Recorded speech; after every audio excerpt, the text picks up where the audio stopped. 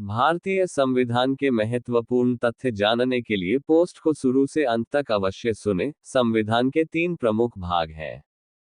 अभी आप भाग 3 का शेष भाग सुनेंगे जो अनुच्छेद 22 से 31 तक होगा। अनुच्छेद 22 कुछ विशेष स्थितियों में गिरफ्तारियों द्वारा निरोध से संरक्षण देता है। ये है, एक गिरफ्तार किया गया व्यक्ति हिरासत में बिना उसे गिरफ्तारी के कारण बताए नहीं किया जाएगा। जोगेंद्र कुमार बनाम उत्तर प्रदेश राज्य वाद 1994 में सर्वोच्च न्यायालय ने निर्णय दिया था कि गिरफ्तार व्यक्ति को अपने मित्र, रिश्तेदार अथवा किसी परिचित को अपनी गिरफ्तारी की सूचना देने का अधिकार होगा। गिरफ्तारी की सूचना पुलिस अधिकारी को अपने आधिकारिक रोजनामचे में दर्ज करनी होगी। गिरफ्तारी मात्र संदेह पर नहीं होगी। 2 गिरफ्तार या निरोधित किए गए व्यक्ति को निकटतम मजिस्ट्रेट के समक्ष गिरफ्तारी के 24 घंटे में प्रस्तुत करना होगा। गिरफ्तारी के समय में यात्रा अथवा बीच के अवकाशों को नहीं गिना जाएगा। अनु 22 के अपवाद 1 यह लाभ शत्रु नागरिकों अथवा निवारक निरोध में रखे गए व्यक्तियों को नहीं मिलेगा। निरोधित व्यक्ति के अधिकार 1 यदि उसकी निरोध अवधि 2 मास से अधिक हो तो यह एक समिति जिसका गठन उच्च न्यायालय के सेवारत न्यायाधीशों से होगा की स्वीकृति से होगा। 2 उसे अपनी गिरफ्तारी के कारण जानने का अधिकार होगा।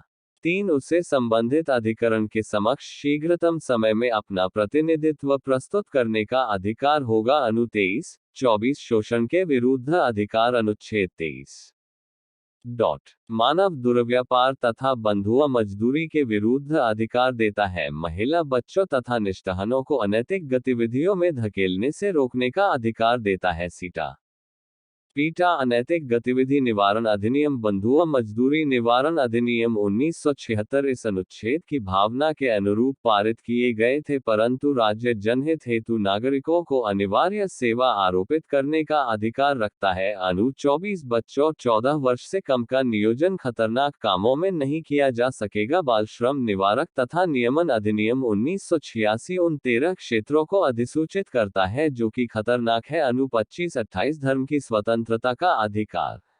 अनु 25 व्यक्ति को धर्म का पालन करने का अधिकार देता है। 1 स्वचेतना का अधिकार। 2 पालन, समर्थन तथा प्रचार का अधिकार भी धर्म स्वतंत्रता में निहित है। अंत चेतना का अर्थ आंतरिक चेतना के पालन का अधिकार है। यह अधिकार निर्बाध है। जब अंतर चेतना बाहरी रूप ले लेती है तब यह प्रचार का अधिकार भी रखती है, परंतु इस अधिकार पर राज्य जनहित में रोक भी लगा सकता है। प्रचार का अर्थ अपने धार्मिक विश्वासों, मान्यताओं, शिक्षाओं का प्रचार दूसरे की शिक्षा हेतु करना है। सुप्रीम कोर्ट ने स्टेनिसल बनाम मध्य प्रदेश वाद में प्रचार का अर्थ मात्र विचारों का संप्रेषण, अग्रेषण तथा उसकी मान्यताओं, प्रथाओं का प्रचार है, परंतु धर्म परिवर्तन का अधिकार मौलिक नहीं है। प्रत्येक परिवर्तन स्वैच्छिक होना चाहिए तथा किसी प्रकार का आपराधिक कृत्य न हो। राज्य धार्मिक प्रथाओं में जनहित हेतु रोक भी लगा सकता है। अनु 26 धार्मिक संस्थानों का अधिकार। जन नैतिकता,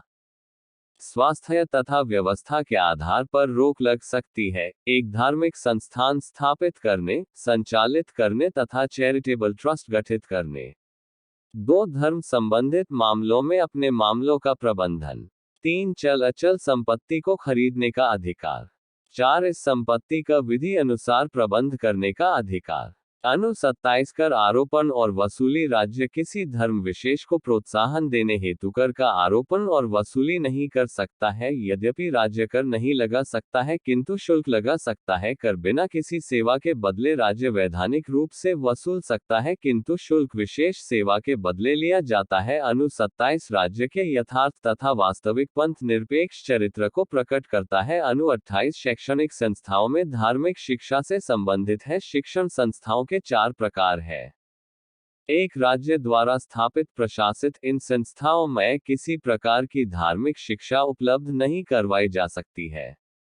2 राज्य द्वारा अनुदानित। 3 राज्य द्वारा मान्यता प्राप्त संस्थान। इनमें धार्मिक शिक्षा दी जा सकती है किंतु यह अनिवार्य नहीं होनी चाहिए। 4 शैक्षणिक संस्थान जो राज्य द्वारा प्रशासित है परंतु जो चैरिटेबल ट्रस्ट अथवा धार्मिक संगठन द्वारा स्थापित है। इन संस्थानों में धार्मिक शिक्षा दी जा सकती है तथा उन्हें अनिवार्य किया जा सकता है। सांस्कृतिक तथा शैक्षणिक अधिकार। अनु 29 अल्पसंख्यकों के हितों का संरक्षण। नागरिकों का कोई वर्ग जो भारत में रहता है कोई पृथक भाषा, लिपि अथवा संस्कृति रखता है, इनके संरक्षण करने का अधिकार भी रखता है। 29(2) किसी नागरिक को किसी शैक्षणिक संस्था जो कि राज्य द्वारा संचालित, प्रबंधित अथवा अनुदानित है में प्रवेश हेतु धर्म, नस्ल, जाति, भाषा अथवा इनमें किसी एक आधार पर रोका नहीं जाएगा। 29 अल्पसंख्यक समुदायों को धार्मिक भाषीय आधार पर बांटता है। वे अपने अल्पसंख्यकीय चरित्र को बनाए रखने हेतु शैक्षणिक संस्थान स्थापित कर सकता है। यह संस्थान अपने लिए संपत्ति की खरीद, प्रबंधन, बेचान कर सकता है। यदि राज्य इनकी संपत्ति अधिग्रहण करेगा तो उसे वांछित मात्रा में क्षतिपूर्ति देनी होगी। अल्पसंख्यक शैक्षणिक संस्थानों के अधिकार अनुच्छेद 31। अल्पसंख्यक समुदाय के लोग अपनी रुचि की शिक्षण संस्थानों की स्थापना एवं प्रबंधन करने का अधिकार रखते हैं। इस अधिकार को अनुच्छेद 15(5) के द्वारा प्रतिबंधित नहीं किया जा सकता। अल्पसंख्यक का अर्थ है समुचित सरकार अधिसूचना द्वारा जिसे अल्पसंख्यक घोषित करती है। अल्पसंख्यक शब्द के अंतर्गत केवल भाषाई एवं धार्मिक अल्पसंख्यक शामिल है। ये पोस्ट आपको कैसी लगी, प्रतिक्रिया अवश्य दें और चैनल को सब्सक्राइब शेयर करना न भूलें। धन्यवाद।